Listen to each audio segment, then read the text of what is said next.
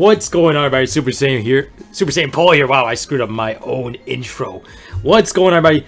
Episode 99 is now in the history books, and we are about to see episode 100 next week. It's gonna be really, really epic. But first of all, guys, before you guys do anything, I want to give a shout out to the first 10 people that joined the stream because they're the notification squad. So I'm scrolling back up here. Alright, so the first 10 people that joined: the Weird Potato, Sun's Icon, Deboggy 101, King Solo, King Mercer, the Weird Potato, the comment, no, Legendary Super Saiyan Orange Lightning, Jonathan Marco, Alex Mercer, Keyshawn Williams, and Gary Clark, as well as Godbreaker1. Thank you guys for being a part of the notification squad. Guys, this was an insane episode, but the next episode is what caught my attention because it's really, really cool to see the fact that there was one frame where we saw Hit staring down Jiren. It doesn't exactly say that they're gonna fight for sure because you never know. It could have been another ass pull where they're just trying to show it into promotional type of preview cut up in a way that makes it seem like they're gonna fight. But it begs to the question, like here, are we gonna see Hit versus Jiren? Are we gonna see Vegeta versus Hit? Is that gonna happen?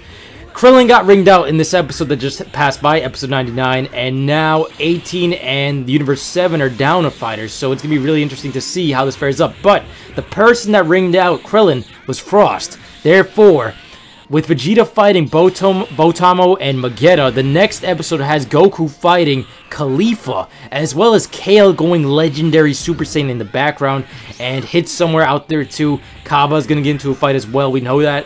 It's going to be Universe 6 versus Universe 7 in the next episode. It's going to be a showdown that we've been waiting for like how many episodes now since the first one. And it's like a rematch between all the characters from Universe 6 versus Universe 7 in that tournament versus this one. So it's really cool to see how far these characters have progressed. But even with that being said, is these new Super Saiyans going to be like on the level of Goku and Vegeta? Because it looks like Goku's still toying around with them. It seems as though, remember in the first tournament where Vegeta was toying around with Cabba and teaching him how to use Super Saiyan, it seems like almost the exact scenario because Khalifa went SS2 and Goku was impressed with the fact that she's SS2, but Goku didn't move past SS2. So it seems like it's scaled directly. Like it's not, oh, their Super Saiyans are stronger than our Super Saiyans. It seems like Goku's toying with them on the same exact level.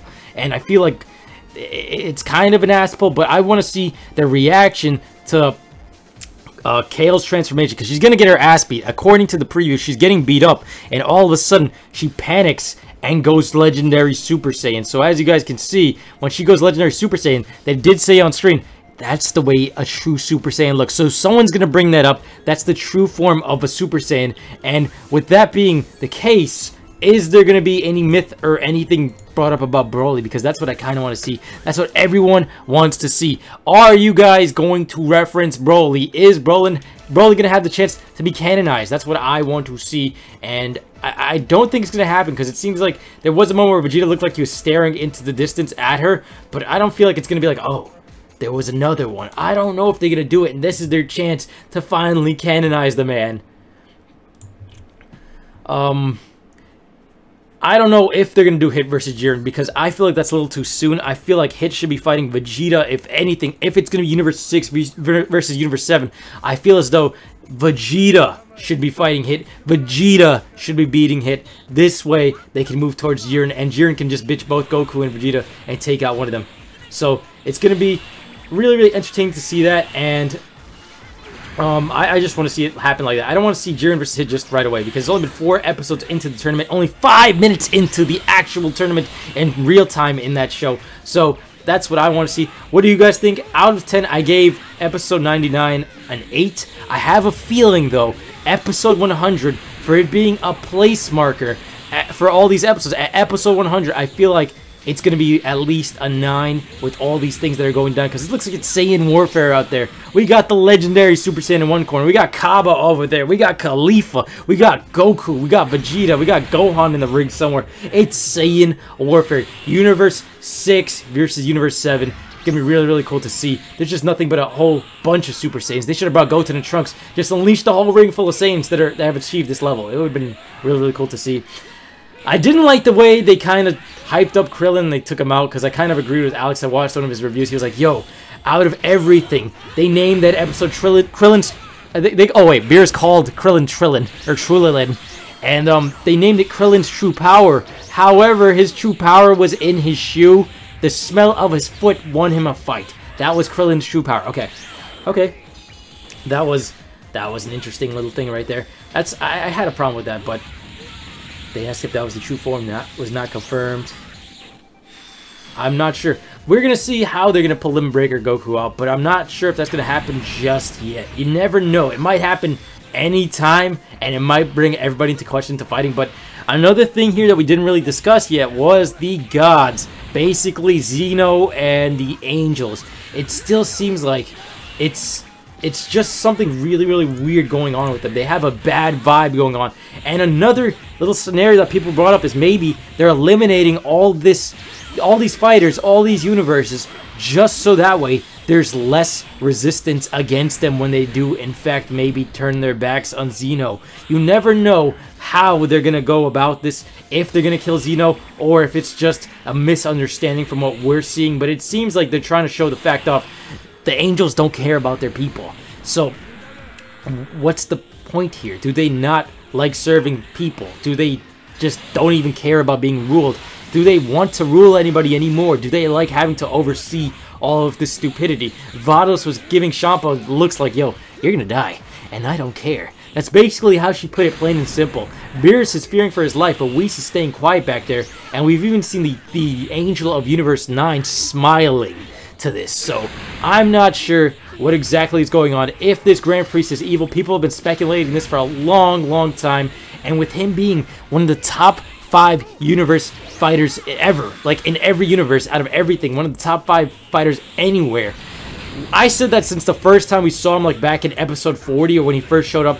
Dude, if they're mentioning the fact that this is one of the top 5 fighters, Goku's gonna have to fight him at some point. Goku's gonna want to fight him at some point, because now that we have like a ranking system in this tournament, as well as the universe itself in all of Dragon Ball Z, or Dragon Ball Super for that matter, Goku knowing that guy's top 5, Goku, if you're not a top 5 fighter, you have to fight that guy for that spot. For you to say that you're a top 5 fighter of all time, if Zeno takes number 1, you still have to fight that Grand Priest at one point. Until you're up there, there's still limitless power for Goku to like power level up to. There's always going to be someone stronger, and I feel like Goku has to take at least rank 5. So I think there is going to be a showdown between Goku and this Grand Priest at some point. Not entirely sure when, but it seems like they're setting it up for like something very, very close to the end of this tournament, or the aftermath, when most of the fighters have been eliminated and maybe something's about to go down, when the universes have been weakened and everyone's like drained. Is there just going to be an all-out attack on Zeno? That's what I want to see. Did anyone notice? Yeah, Frieza's promise to surpass Zeno. Frieza was literally having a moment where he looked up at Zeno and said, I'm not gonna be your second. I'm gonna reign supreme. So basically, Frieza has threatened Zeno's life. Frieza has his eyes out on taking that throne. Now, will that happen? We don't know. We do know if they win this tournament, Frieza has a chance of coming back to life. We're not sure if they're lying to him, if they're actually going to do it, out of if he behaves good, but Frieza's still just as evil as ever. I haven't seen him actually help anybody out yet. We haven't seen him jump into a fight as a team, and it's kind of weird because he feels like he's his own character over there. But with that being said, is he going to be the one that takes on Zeno, or is it going to be the angels that beat him first? Because I want to see who's going to kill Zeno, who's going to attack Zeno, because he has 2 bodyguards. He has the top 5 fighter guarding him, the Grand Priest, and he has a bunch of these angels. Why does he need all of this protection if he's the strongest? If he can instantly destroy universes, why do you have to protect Zeno? Why is he vulnerable? What's the purpose of this, and how is he vulnerable? Is it because of his childlike natures? Is he too unsuspecting of what's to come? And maybe that's how the Grand Priest might be taking advantage of this, or even Frieza to some extent if he's being threatened right now. Zeno is the Grand Priest, bitch. That's what people are saying, that the Grand Priest might be just manipulating Zeno into doing things. We're not entirely sure on this, guys, so you can't say for sure, but it's always out there, given the way that Omnius theme was given to us multiple times. At the end of the last episode and the beginning of this one, everyone had that serious tone and vibe around it. And even though we're having fun watching the tournament, we're having just as much fun as Zeno is. We're literally Zeno sitting down watching this tournament.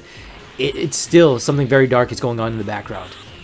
And I want to see how they're going to react to so many people died after 48 minutes. There's only 43 left, but in like the next 43 minutes, millions and billions of people are gonna die. Literally. You don't see them all on screen, but universes are being disintegrated as we speak. And knowing the fact that you just fought through all of that tournament, did you guys actually win when billions of lives were just lost? You did give them the chance to fight for their lives, Goku, but still at the same time, was this really the case? Let's see. I feel like Frieza's going to get himself in trouble and get erased from resistance. I want to see who's going to kill somebody. Are they going to kill anybody? Frieza might kill somebody. I feel like that might happen. What if Frieza tries to Death Beam Zeno? I feel like Frieza's going to be used as the example, because I haven't seen Zeno attack specifically one person yet. We've seen him attack universes and stuff like that. We've seen that type of power, but will he just make someone his complete bitch? And I want to see the Grand Priest fight. I want to see Frieza attack Zeno and see if the Grand Priest steps in. That would be the most epic thing ever, to see if the Grand Priest actually acts as a bodyguard and protects Zeno, and then see what they do to Frieza, if they dismantle him or completely turn him to shreds, or they Hakai Frieza. That would be cool, because Frieza is going to go down as a bitch. Zeno might erase Universe 7 if Frieza tries shit. I don't think he would erase Universe 7, but I feel like he would completely disintegrate Frieza and make him the bitch. What if Goku and Khalifa teamed up to fight the other fighters? I don't think that's going to happen. I feel like Goku's going to be like a little bit of a mentor towards Khalifa. I feel like Khalifa's eyeing that Super Saiyan Blue form. She's been eyeing that form because Goku and Vegeta both pulled it out. She's like, yo, there's a power level above Super Saiyan 2. You guys haven't mastered in that universe. And Goku and Vegeta are the masters of this form. So maybe Goku might teach her, but I have a feeling they might not have enough time for that. That won't really work in this tournament. They have a time limit. There's too much things going on. It's going to be a little bit more key control usage being used. I don't know if it's going to happen, but if anybody could do it, it has to be Khalifa, because she mastered her form so easily. She mastered how to transfer all that energy to her back, in like the back of her head, like the way they do in Attack on Titan. And she turned Super Saiyan 2. Kale's a little bit more uncontrolled, and Cabba's a little bit too of a bitch to actually do anything in terms of powering up to Blue. But if anybody can do it, it has to be Khalifa. So I feel like that's still a possibility. Cabba, I feel like Cabba's not going to be a big threat compared to Kale and Khalifa. These two are where the attention's all at, unless Cabba comes up with a new form. However, I don't see it happening. It seems like Kale and Khalifa were whooping his ass. And Kale is the one everyone wants to see, because she's like the wild card of their universe. Same way Frieza is the wild card of our universe, Universe 7. I see Kale being that one. It's weird because in the preview for episode 100, we saw her standing on top of a rock launching a bunch of blasts outwards. It was literally like one of the attacks you see in Xenoverse 2. It was one of Beerus's attacks that start throwing out all these balls of energy, and it was very, very similar to what we've seen before, but it looked cool. But where did the rocks come from? It seemed as though they created rocks on the stage. Somebody probably has a form, or somebody has earthbending or some shit, or the map drastically changes from time to time to make this happen. But with that happening, why it seems like they did a frame-by-frame recreation of Broly, because Broly's always like standing on some type of rock or in some type of point where he's standing above everybody, and then you see him powering up on top of the thing. That seems very, very one-to-one iconic to Broly's movies. Like, I feel as though they literally just ripped it straight out. It's Broly and Khalifa. Kale, let's go. The Broly and Kale show. Broly lives on in the hearts of the Dragon Ball fans. That was something that I really, really liked. But will they mention him is the thing, because Vegeta specifically said, well, not Vegeta, somebody made the line, I don't know who it said, but somebody was like, yo, that's how the true form of the Super Saiyan is supposed to look. And nobody's supposed to know that except for Vegeta, because how is Goku supposed to say, that's how a Super Saiyan's supposed to look? No, it has to be Vegeta. It has to be. And if they mention Broly, oh my god, I will orgasm.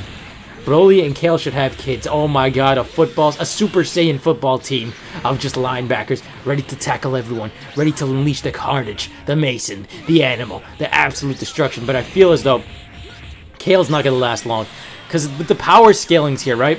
If Super Saiyan 2 Khalifa is on the power level of a Super Saiyan 2 Goku, that still looks like he's playing around, by the way. In the preview, he's just smiling. He's like, wow, you're a Saiyan. This is really cool. You ascended to Super Saiyan 2. Really, really good work here.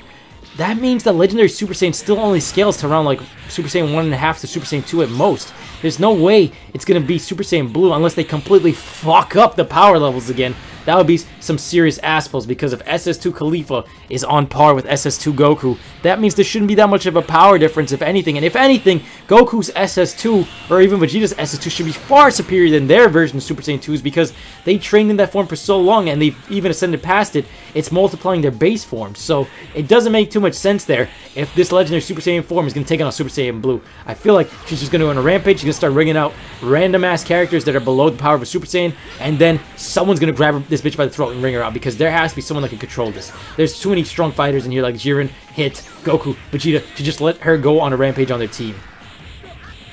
What if Khalifa, Kaba, and Kale went SS3? I would say that's still in the books. That could still potentially happen. But then again, SS3 is such a tricky form. You need a lot of ki. What I'd rather see happen is Kale and Khalifa do a fusion dance, because their bodies in base form are similar. However, even if their power levels are a little bit different, because with the scaling of Legendary Super Saiyan and the scaling of SS2, it still may match up if you guys really want to think about it. But them doing the fusion dance, to seeing your first girl fusion, how would that go? Because they should be able to send to Super Saiyan 3. If Trunks and Goten can do it with only Super Saiyan 1, they should be able to do it. Don't you guys think? And the fact that they're not dead, they might not have the extra ki booster advantage. So, wow, look at Beam Struggle right here. But make sure you guys tell me what you guys think, your predictions in the comment section below. Make sure you guys like the video, turn on notifications, as well as comment with some theories. I want to read more theories, because 18 and 17 doing a tag team move. I want to see Gohan and Piccolo doing a tag team move. We got Bota, Magetta doing their tag team. We got Goku, Vegeta doing tag team. I like these tag team battles, and I want to see more of it. Kale and Khalifa could eventually be teaming up if none of them gets ringed out eventually. We know what's going to happen if you guys have read the spoilers, but a lot of this tag team stuff is what we want to see, and I love it. I love every single second of it. So make sure you guys subscribe for next week's review. It's going to be really cool. Let's see. Oh, Dragonite wants to get twerked down by Kale. I would love to. I'd rather base form Kale. I don't know if I'd rather risk the fact that she might go legendary on my ass and then tear it to pieces. But which Bay do you prefer, Gene or 18? 18 all day. It's Bay-teen. Bay-teen. 18. Android 18 is the greatest. Then probably Kale takes second. And then probably Bulma. I don't know about Gene. What if Kale went SS3? It wouldn't be the most devastating thing ever, but I feel like she's better off on Legendary Super Saiyan. Legendary Super Saiyan 3 would be epic, though. If she just went base form SS3, it wouldn't really be too cool for Kale. What else? Khalifa's bait. Yo, everybody loves Khalifa or Kale. One or the other. Why can't we have both? Why can't we have both? But at least these two Saiyans were just homage to Broly. Kale all day, any day, no matter what for. Oh, Dragonite, damn. Kakarot in the ass. Anyway, guys, I'll be seeing you guys next time I have to publish these videos. I'll be seeing you guys. Thank you guys again for tuning in. Be seeing you guys then. Till next time, take care. Peace. Young Moolah, baby. Ah.